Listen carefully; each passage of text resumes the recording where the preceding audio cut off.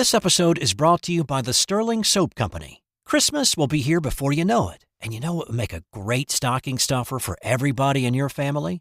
Sterling Soap. From bar soap to shave soap, beard balm to lip balm, aftershaves and lotions, Sterling Soap has something for everyone on your list. Check out their seasonal soaps that will complement the scents of your home this holiday season.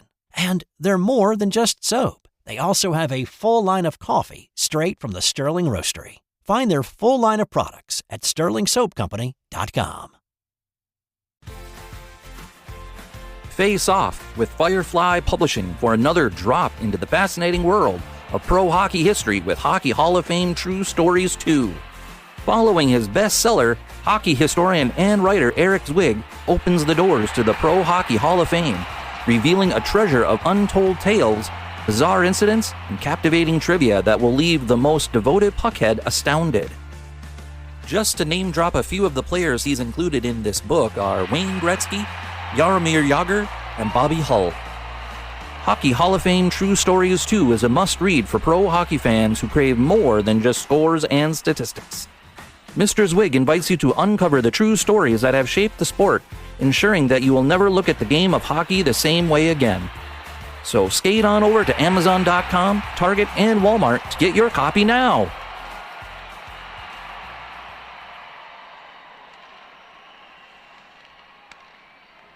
This podcast is part of the Sports History Network, your headquarters for the yesteryear of your favorite sport. You can learn more at sportshistorynetwork.com. Hello, sports fans, and welcome to another edition of Yesterday's Sports on the Sports History Network. I hope everyone is having a happy holiday season. Today we're going to talk about the 1980 Philadelphia Eagles. But before we get to the 1980 season, let's take a look at some team history. From 1933 to 1942, the Eagles lost a lot. After 10 losing seasons in a row, they went 5-4-1 in 1943. But with half the players serving in World War II, the Eagles had to combine their team with the Pittsburgh Steelers, calling themselves the Steagles. The Steagles returned to being the Eagles in 1944 and had their best season, finishing with a 7-1-2 record. But they lost the division title to the New York Giants, who went 8-1-1.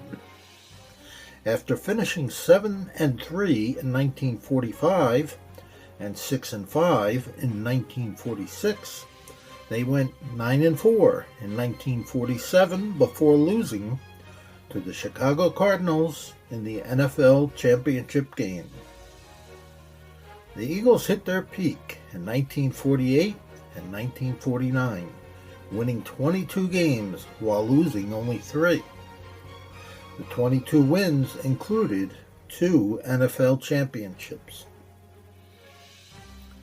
The best the team could do for the next 10 years was a 7-4-1 record in 1954 and 1955. But the Eagles finished the 1960 season with a 10-2 record before defeating the Green Bay Packers for their 3rd NFL title. The Eagles had a 10-4 record in 1961, but finished a half a game behind the division-leading Giants. For the next 16 years, the Eagles had only one winning season. Their losing ways ended with the hiring of Dick Vermeil as head coach in 1976. The team made the playoffs as a wild card in 1978, but lost in the first round. In 1979, they again reached the playoffs as a wild card, but lost in the second round. But it was obvious to all that this team had the talent and hunger to be a serious contender for the Vince Lombardi Trophy. The Eagles opened the 1980 season with an impressive 27-6 victory over the Denver Broncos. The defense held Denver to only 233 yards, while the Eagles' offense gained 421 yards. Quarterback Ron Jaworski had an outstanding game, completing 18 of 28 passes for 281 yards and 3 touchdowns. Receiver Harold Carmichael caught 3 passes for 135 yards, including a 56-yard touchdown. The Eagles looked just as impressive in Week 2, outgaining the Vikings 529 yards to 207, en route to a 42-7 win. Ron Jaworski had another great game, completing 20 of 26 passes for 232 yards and 2 touchdowns. Wilbert Montgomery ran for 169 yards on 20 carries, including a 72-yard touchdown run. Harold Carmichael had another big game, catching 5 passes for 95 yards with 1 touchdown, while backup receiver Scott Fitzke caught a 45-yard touchdown pass. The Eagles kept soaring with a 35-3 win over the Giants in Week 3. Wilbert Montgomery ran for 87 yards on 15 carries and added another 67 yards on 6 receptions. Ron Jaworski completed 18 of 29 passes for 240 yards and 3 touchdowns. After 3 games, the Eagles had outscored their opponents 104-16. It seemed too good to be true, and it was. They lost in Week 4 to a bad St. Louis Cardinals team. Harold Carmichael had another good game, catching 5 passes for 108 yards, but Ron Jaworski did not play well. He completed only 16 of 36 passes and threw 3 interceptions. Defensively, the Eagles had a tough time stopping running back Otis Anderson, who gained 151 yards on 27 carries and scored 2 touchdowns. The Eagles didn't dwell on the unexpected loss for long. After falling behind the Redskins 7-0, Jaworski connected with running back Leroy Harris on a 51-yard touchdown reception. The Eagles never looked back and went on to a relatively easy 24-14 win.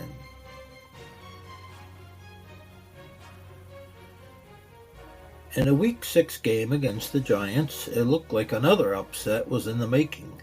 The Eagles were behind 16-3 at halftime, but they scored 4 touchdowns in the second half for a 31-16 victory.